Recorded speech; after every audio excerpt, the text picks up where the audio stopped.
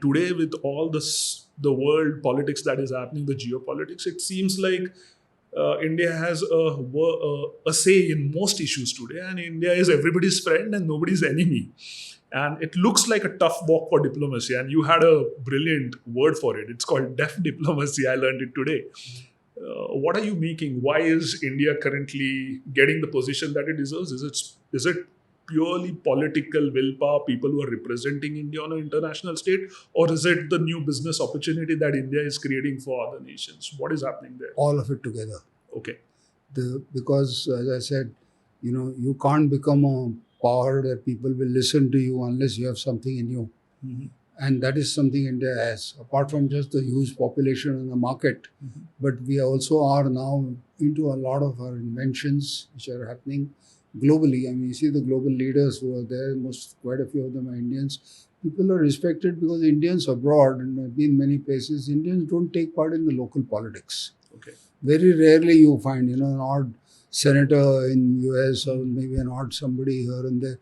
They don't get into so that's one good thing that people appreciate. There is no isms that they are sticking to, saying that, okay, no, you follow this or follow that. So that way, I would say even our NRIs play a big role in this particular whole diplomacy as such, because the Indians have a good image across.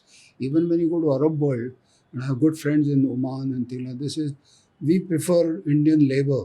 We much rather have Indian labor who will not tell us how many times to pray or how many times to do what, or what type of you should bend forward or backward or whatever it is. Some of them are teaching us that. So they don't interfere, nothing. They just work from morning to evening. So we are very happy with that. So that is a kind of even at the low level of labor who are building, big buildings for them, right till the manager level, etc. You find that the Indians are respected. So that is one part. Second thing about the diplomacy, see, we have always had non-aligned as our credo from the independent time. But that non-alignment has now to an extent changed to alignment of preference. Right. So we are aligned to Russia for our economic gain. We align to US for making sure the Chinese this much and not more, and especially at the moment the cooperation is in the Quad. The Quad, Yeah. which is happening in the Pacific. I mean, Indian Ocean and further. So they also know that India is geographically so poised that we have so many choke points which people don't pay attention to.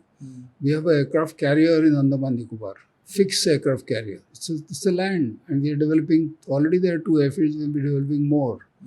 We are also trying to get now an airport into Lakshadweep. We've got something happening in many other places, I don't want to mention it, but they're all there. So people are welcoming the new strength of India, and they find that India will be able to be a trustworthy partner when it comes to some of the things that are required, and at the same time well-meaning. They don't want to have a warmongering kind of thing. So there is, if at all somebody has to use India, is to stop war. If it is to negotiate better. So if you find Zelensky, who at one time had removed the ambassador in Delhi, has once again come back to India because he feels that the Prime Minister has a better kind of ear to Putin as well as to maybe the other world leaders, and come to some sort of a middle ground where there could be a possibility of peace. So likewise, this diplomacy is not a constant. In fact, mentioning Zelensky, what I read in the newspapers was that the day Prime Minister Modi visited Ukraine, the war stopped for 36 hours. Not a single bullet or missile got fired from either side. That speaks about an unwritten accord between the 3 countries that were involved there.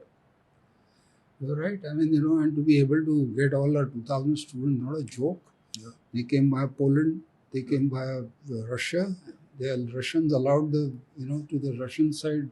There's an airfield where our IL-76 were landing. So we could evacuate so many of them, including our neighbors, including the Pakistani students and Nepali students who were there in large numbers were taken out.